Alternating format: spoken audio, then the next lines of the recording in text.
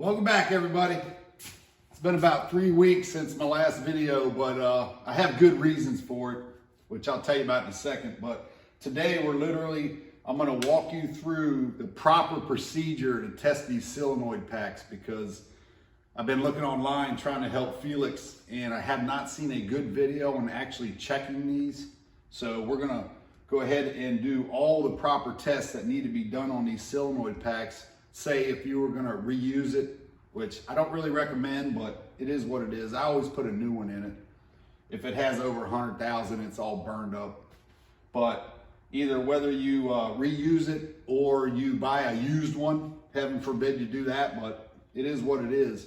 But to properly test these, there's more than just ohm checking, and I'm gonna walk you through that all today. So stick around. It's gonna be a quick video, but really important video, and you should get a lot out of this. Okay, getting on to this, the reason I haven't posted a video in 3 weeks is we had a major crisis in the family, and turns out my son got a dog about 2 months ago, and he's a rescue, so he's kind of skittish around people, and he got spooked one day and got out of his body harness, and we've been literally chasing a dog for 2 straight weeks, day and night, trying to get this dog back. Signs in the front yard, making traps, running the woods, everything. But we ended up getting the dog back, non-eventful. My son ended up just going up to him and picking him up while he was eating food out of the garage. So along with that, I had a wedding in Alabama 2 weeks ago. And then last weekend, had a planned trip for like past 2 years to Little Inn at Washington in Virginia. Highly recommend it. Awesome place. But anyway, we're getting back to transmission land. And Rick, this has been an experience. It's taken me, I've never taken 9 months to build a transmission, but it is what it is. We're getting it done, getting back on it, and let's do this. Let me show you how this works. But first thing is these solenoid packs. If you look in here close, there's 3 different solenoid packs. Early E4OD, which is 89 to 94, 95 to 98 E4OD, and then 98 and up 4R100. And the way you tell the difference is if you look at the thickness of this connector here, that is a thick. This is an early one. It's a 94, and the later ones 95 through 98 have a real thin wall here, so you can't mismatch them. And what Ford did was there's 4 little diodes down in here, and 89 and 94 they put the diodes in the solenoid pack. 95 to 98 they changed it, they put the diodes inside the computer. They're in the solenoid pack for 89 and 94. The diodes are in the computer for 95 to 98. And then 98 and up 4R100s, they're also in the computer. But you can't interchange them because of that. The connectors physically won't fit. So that's really the 3 different solenoid packs. And then next we're gonna get into testing.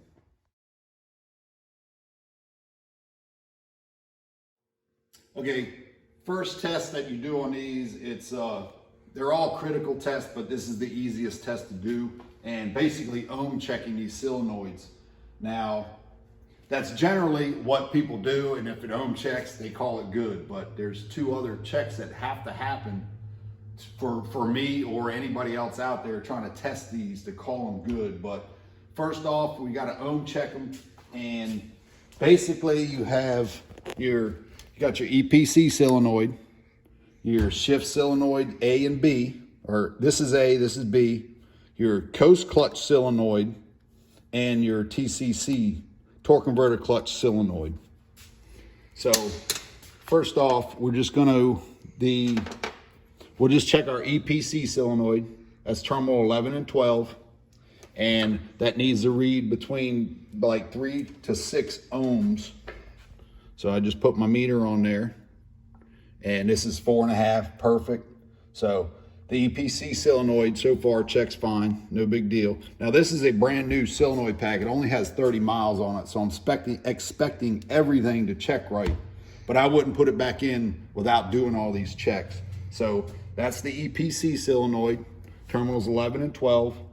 Now for the rest of these 4 solenoids, if you look at this wiring diagram, the number 1 terminal, vehicle power in for all the solenoids. And if you look at this wiring diagram, you can see it. The power's coming in, number 1, red. And internally, inside the solenoid pack, it connects the power going to all 4 solenoids. Shift solenoid 1, 2, torque converter clutch, and coast clutch, all with that one incoming wire. So what we're gonna do is put one lead on the incoming wire, and we're just gonna go down the line with these shift solenoids. First one, that is shift solenoid B. We have 20 ohms. And then we're gonna go to shift solenoid A, 20 ohms. And then we're gonna go to TCC solenoid, basically 20 ohms, 19.7. And then we're gonna go to the coast clutch solenoid. And all I'm doing is going down the line here in this connector, which we have 20 ohms. Now, the only 2 differences is all the E4ODs, your shift solenoids and your torque converter clutch solenoid and your coast clutch solenoid, all are supposed to read between 20 and 30 ohms. Now it's kind of cool in here, that's why it's on the low side. That's why they give you a range, because if this thing was 100 degrees right now, it could probably read around 25 ohms. The hotter it gets, the more ohms it will read. But for E4ODs, all 4 solenoids read between 20 and 30. On a 4R100, the torque converter clutch, the pulse width modulated solenoid, will read 10 to 18. So that's basically how you tell the difference whether you have a E4OD or a 4R100. So as of right now, our EPC solenoid is ohm checking perfect, and all 4 of our shift solenoids and TCC are checking perfect. So that's the first check you have to do. But you have to go further with this, because just ohm checking it tells you that electrically the solenoid windings are good, but that doesn't mean it's working mechanically. So next we're going to get into mechanically checking this with air pressure and powering the solenoid. Okay, now that we got the electrical part out of the way, everything's ohm checking fine. I'm going to get to the temperature sensor after I get done mechanically testing these, but there's 2 ways that these solenoids can fail mechanically, even though electrically they're fine, the windings are fine. They can fail stuck closed, which would be a all the time off solenoid, even though the computer's controlling it on, which there could be trash inside of it from it blowing up and mechanically sticking it closed. Or if you come in close here, what happens is the solenoid gets fed and it has to seal. This is basically an off solenoid, not letting fluid past it.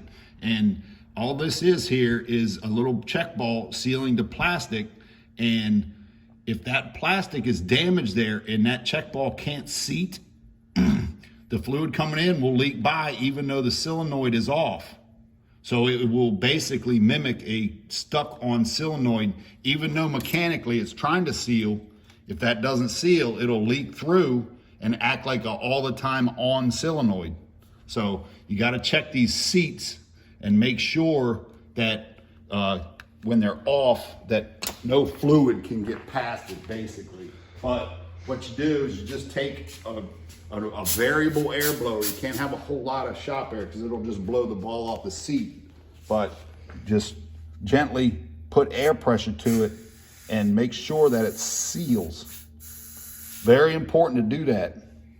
And just check them all. Make sure that no air is getting through them when they're off. And basically do that to all 4. I'm just putting light air pressure to them. See, I can blow it off the seat if you put too much to it. Right now I got air pressure and it's not going through. So they're all seating good. Very important to do that, especially if this thing got hot, that plastic can get brittle and break. So that's the first check. The second check, we're basically gonna apply power to them, all the solenoids, and check that they're mechanically opening and closing, sealing and not sealing with basically just 12 volts. I have this little thing, thanks Rich for this. It's basically a converter from AC voltage to 12 volts. We're just gonna apply power to all these solenoids and use the air blower and check that they're coming off their seat and going back to their seat. So mechanically they're working. So basically all I'm gonna do, we'll just check the 4 shift solenoids right now. If you remember on the wiring diagram, 12 volts coming in, and then all we have to do is apply ground to each one of these and check them with air pressure, and you'll hear it. So right now we have 12 volts coming in. It's basically powering all 4 of these solenoids, and one at a time I'm going to apply ground to it, and you'll hear it seating and unseating.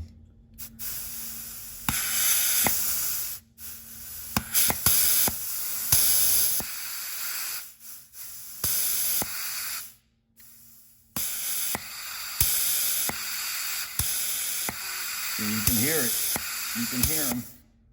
And then I'm just gonna go down the line, do that to all of them. Now, you can hear it clicking also. Also, you can hear all 4 clicking. And if you look close, you can see that check ball unseating and seating, really close. So basically, just do that to all of them.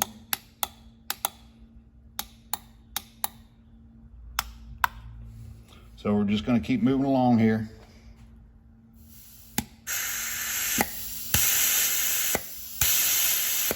On and off, on, off.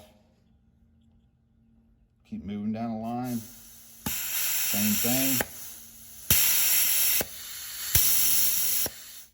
And then the coast clutch solenoid.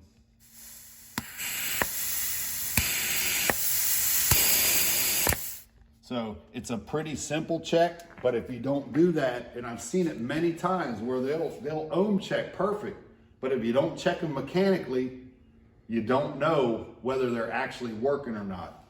So now I'm super confident that all 4 of these shift solenoids and TCC solenoid are working properly and everything's good to go there. The next step, we'll just do the EPC solenoid. Now, the EPC solenoid, we can't exactly apply pressure, and it's a variable solenoid.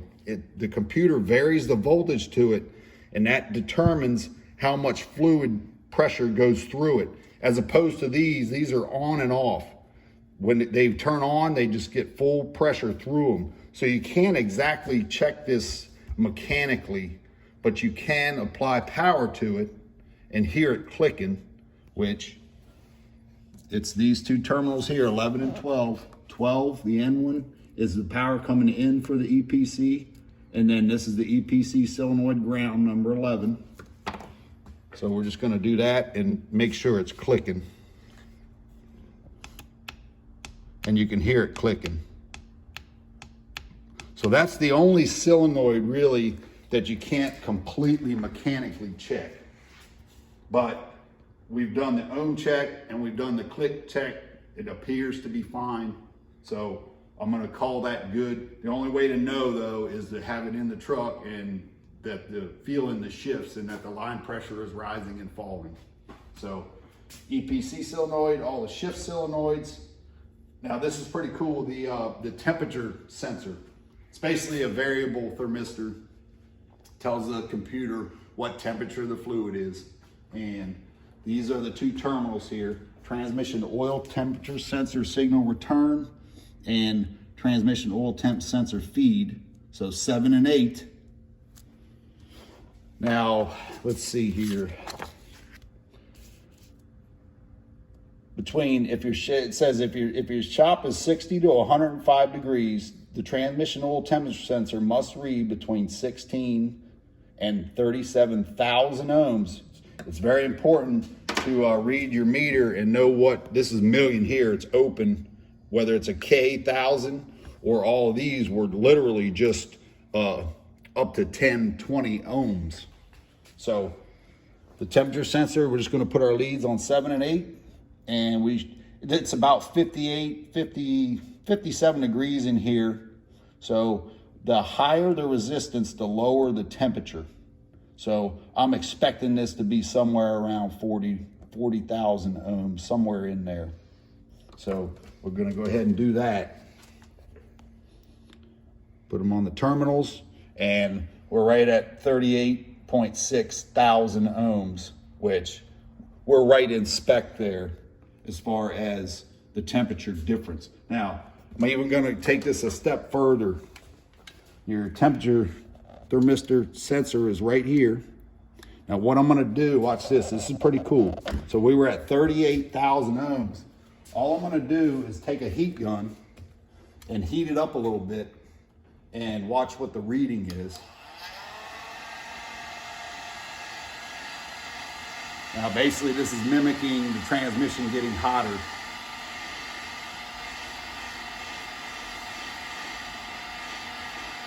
So now that I just heated it up a little bit, I'm gonna recheck it, and it should be lower ohms.